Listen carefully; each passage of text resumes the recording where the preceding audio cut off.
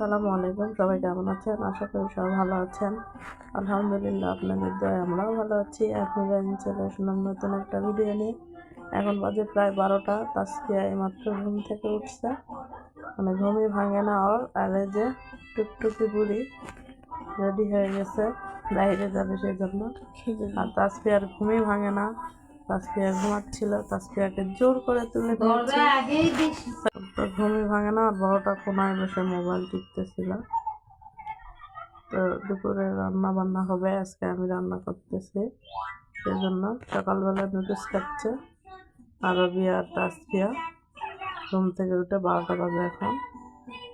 তো আজকে টাকি মাছের ভর্তা আর মাছের ভুনা করব। এই তো তাসফিয়া ইয়ামিন এরা ঘুরতেছে। ওরা তো এখানে যে অনেক খুশি ছিল।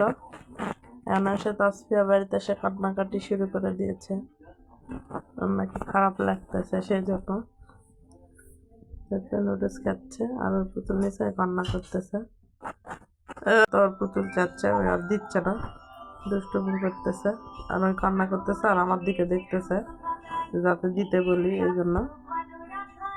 তো এই তো টাকি মাছের ভর্তা একদম হয়ে বাটে রাখছি। আর এখানে টমেটো পেঁয়াজ কুচি সব রেডি করে রাখছি। মাছ ভেজে নিয়ে তারপর ভুনাটা করবো।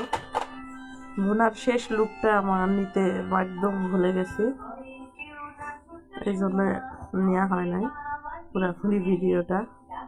ভুনার শেষের দিকটা মানে একদম খেয়াল ছিল না, ফোনে এসেছিল সেই জন্য। তো রান্না বান্না শেষ, গোসল করে বসে আছি যে পিচ্ছিরা খাওয়া দাওয়া শেষ হলে সবাই মিলে খাওয়া দাওয়া শেষ করবো। তো রাত হয়ে গেছে, রাত্রেবেলা কারেন্ট চলে গেছে।